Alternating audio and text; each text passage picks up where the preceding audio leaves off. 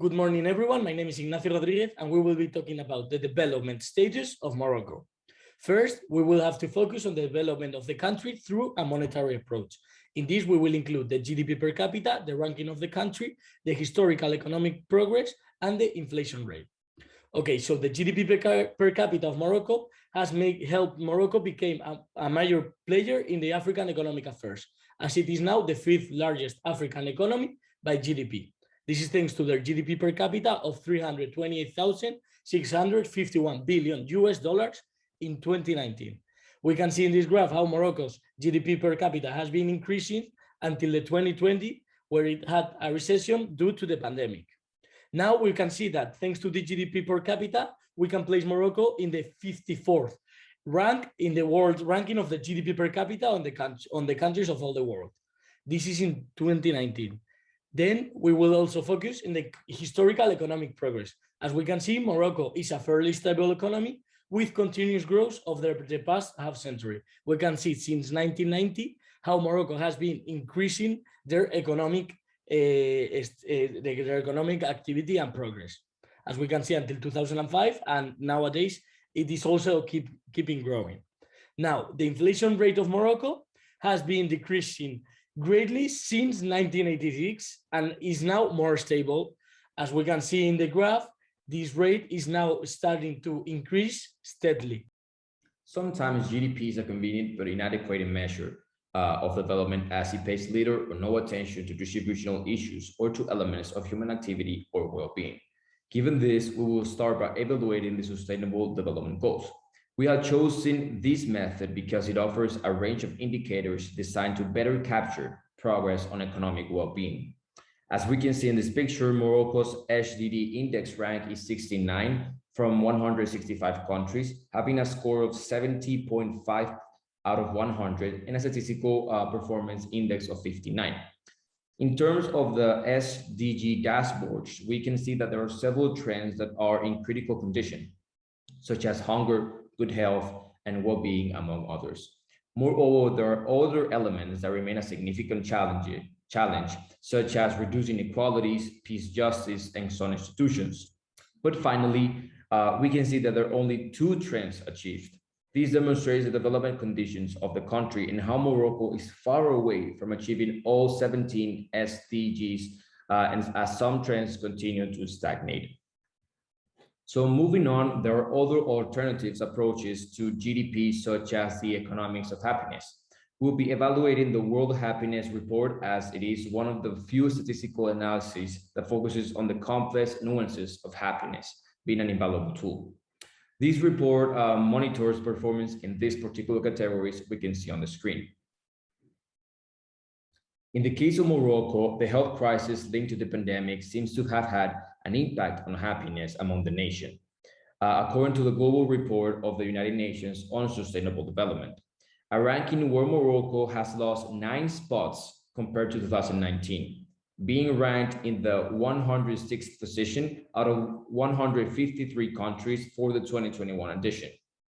Its score also dropped to 4.91 points.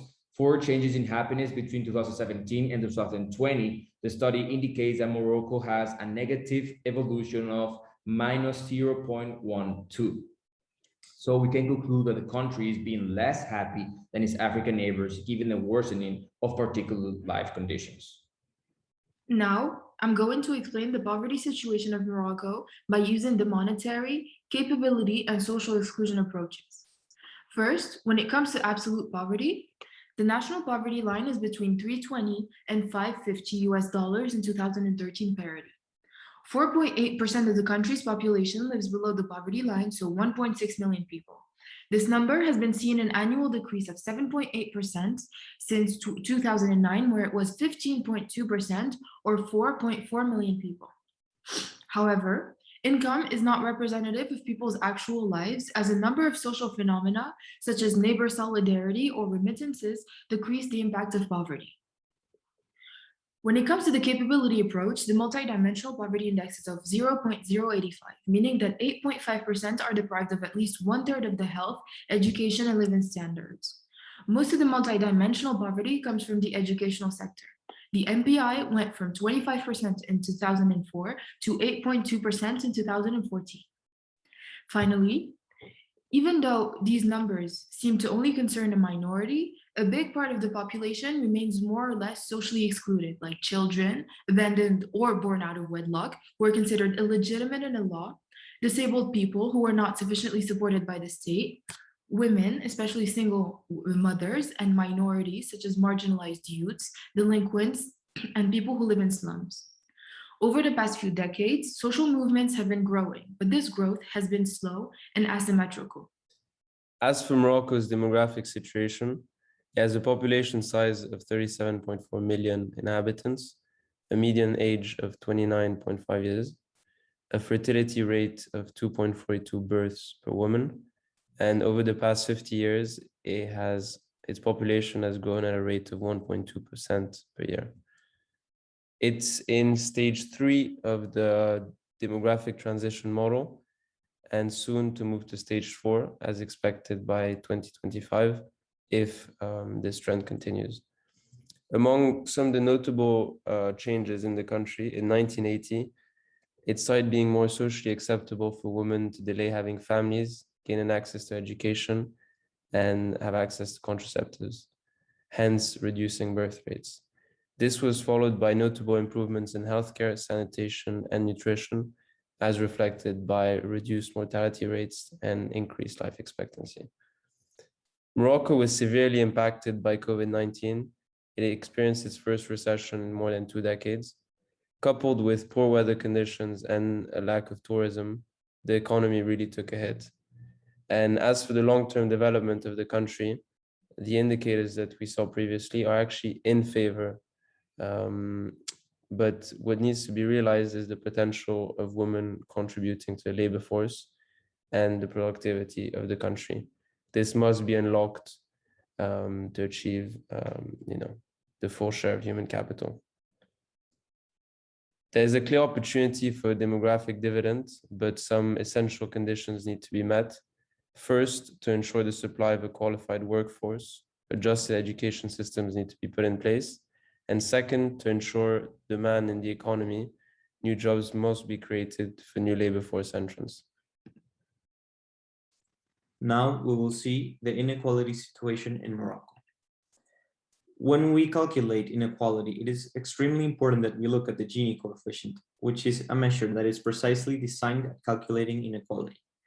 As you can see, the highest value that Morocco has ever gotten on the Gini index has been a 40.7, which was in 2006, but the most recent value, which is in 2013, it's a 39.5. Unfortunately, if you see the graph above, we can see that inequality has not really gone either down or up in the recent years, which means that there's a stable inequality in Morocco. As you can see, it is the number 66 most unequal country in the world and the number 31st in Africa. Now, when we look at deciles, we can see that the bottom 10% or the first decile accounts for only 2.7% of the country's income share, while the top 10% or the 10th decile accounts for 31.9% of the country's income.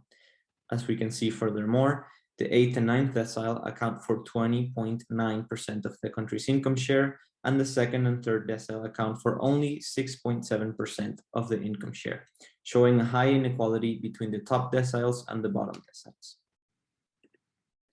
When we talk about Morocco, unfortunately, one of the most unequal parts of the country is gender inequality. As you can see, it is the country number 137 out of 149 countries studied in the 2018 gender gap report when it's calculated the gender gap in payroll. It is also the number 141 out of 149 countries in women's participation and opportunity. And in late calculations, while the Moroccan population is 50% women, only 26% of the labor force is women, which obviously they are very underrepresented. And unfortunately, between 1999 and 2010, we saw a 6% decrease in the female labor force participation. Hello everyone, I'll be presenting the findings and brief conclusions.